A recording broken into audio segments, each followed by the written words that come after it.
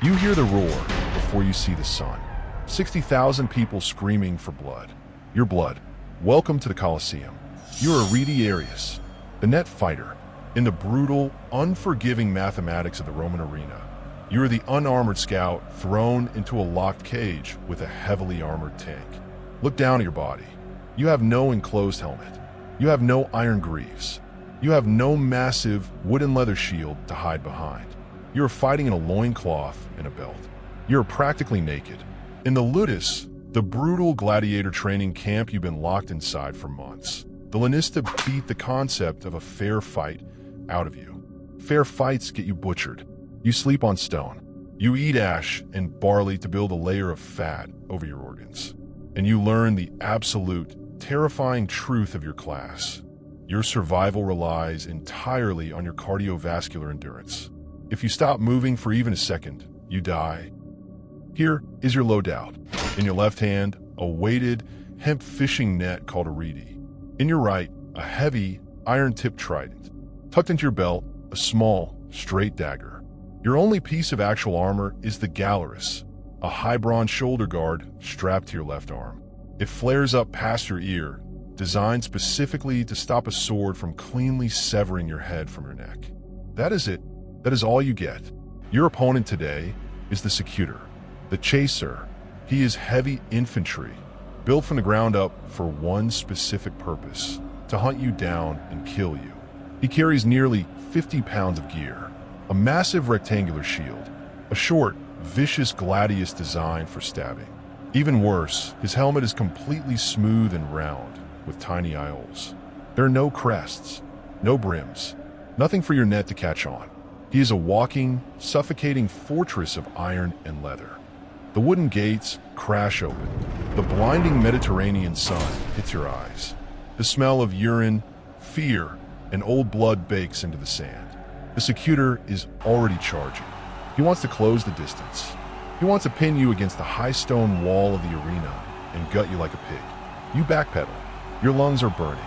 The heavy sand sucks at your bare feet, destroying your calves. He swings.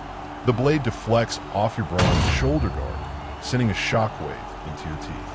You spin away. You wait for the exact right fraction of a second. As he lifts his heavy shield to breathe, you throw the net. You don't aim for his smooth helmet. You aim for his boots. The lead weights wrap violently around his shin.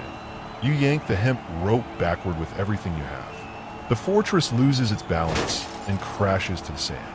You step in, driving the iron prongs of the trident down into the exposed gap at his throat. The crowd explodes. You survive. For today. Forget the frantic agility of the net fighter. You are the Murmillo, the fish. You are the immovable object of the Roman arena. You are a walking, suffocating mountain of bronze and wood. Your left arm is screaming in pain before the fight even begins. Strapped to it is the scutum, an 18-pound, curved, rectangular tower shield. It covers you from shoulder to shin. It is not just a defense, it is a battering ram. In your right hand, the weapon that conquered the known world, the Gladius, a 2-foot thrusting sword built to punch through muscle and shatter ribs. Your right arm is wrapped in a segmented, padded sleeve called a manica to absorb the shock of incoming strikes. Thick greaves armor your lower legs. You are practically invincible from the front, but that invincibility comes with a terrifying, agonizing cost. The cost is oxygen. The cost is your vision. The Lanista locked you inside the heavy, crested bronze helmet of the Murmillo. It is a massive piece of Roman metallurgy, weighing nearly 10 pounds. It features a wide, angled brim specifically designed to deflect downward strikes. But the faceplate is a solid, heavy grate. It turns the roaring crowd of 60,000 people into a muffled, disorienting nightmare. You are breathing through a metal cage. The midday sun beats down on the bronze, turning your helmet into an oven. Within 2 minutes of fighting on the heavy sand, your own sweat blinds you. Every breath is a desperate, ragged gasp. Your heart slams against your ribs. In the Ludus, men didn't always die from the sword. They died from the heat. They collapsed under the sheer, crushing weight of their own armor. Panic is your greatest enemy. If you hyperventilate in that helmet, you will pass out. And if you drop your shield, you die. You square off against the Thraex. He is smaller, faster. He carries a vicious, angled sword designed to reach right over your massive shield and bite into your unprotected back. He circles. You wait. You are the tank. You let him exhaust himself against your defenses. He strikes. The sound of his blade slamming into your shield is like a thunderclap inside your metal helmet. Your shoulder goes numb. He strikes again, aiming for the top rim, trying to pull your defense down. You brace the 18 pounds of wood and leather with your entire body weight. He overextends. He leaves his chest exposed for a fraction of a second. That is all you need. You don't swing. You step forward, driving the momentum of your heavy armor behind the Gladius. A short, brutal, upward thrust from behind the safety of your shield. You feel the blade sink. The Thraex falls. You are gasping for air inside your bronze cage, but you are still standing. Forget the honor of dueling a man. Men get tired. Men hesitate. You're a Bestiarius. You fight the nightmare at the edge of the map, deep in the hypogeum, the dark, suffocating labyrinth of tunnels beneath the Colosseum floor. You don't hear the clash of swords or the boasting of champions. You hear claws scraping on wet stone. You hear the guttural, vibrating roar of an apex predator that hasn't eaten in 2 weeks. The Roman Empire spent a fortune dragging lions from Africa, tigers from the east, and giant bears from Caledonia for one specific reason: to watch them tear you apart. You are not a warrior today. You are meat. Look at your gear.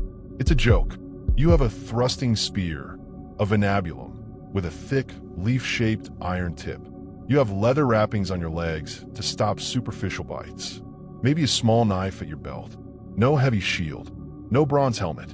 You need every inch of your peripheral vision because a 600-pound Barbary lion can cross the arena sand in 3 seconds flat. The lanista didn't teach you how to parry.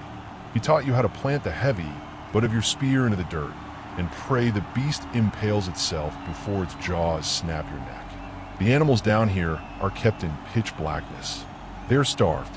They're actively tortured with torches to drive them insane. When that wooden elevator hits the arena floor and the trapdoor drops, they explode into the blinding sunlight in a state of pure, homicidal panic. And you are the first living thing they see. The heavy wooden gears grind above you. The trapdoor slams open. The blinding light pours in. The crowd screams, but you can't hear them over the blood rushing in your ears.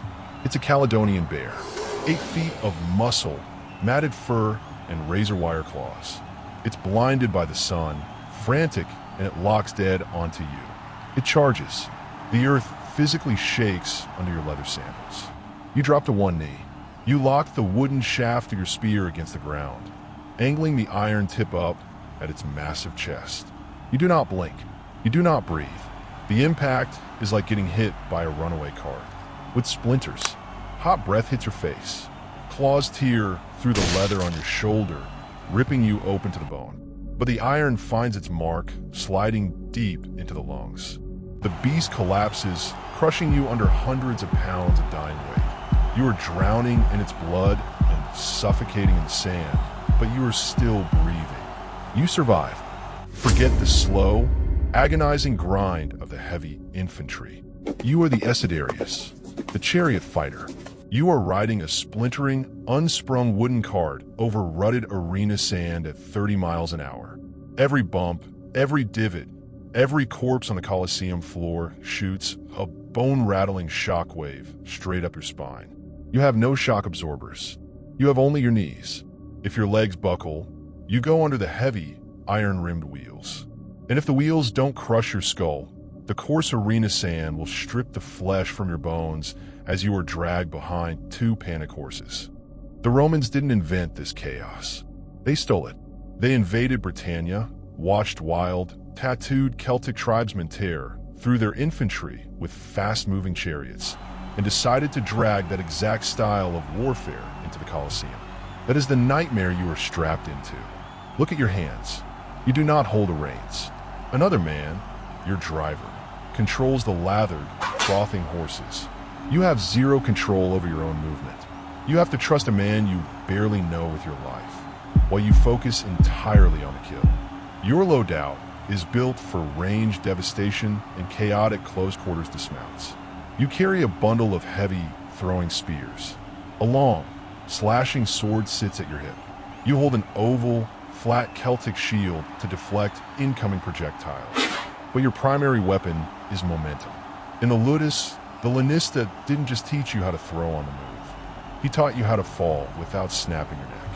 Because every Essedarius eventually hits the sand. Through the choking, blinding cloud of dust kicked up by the hooves, you spot the enemy.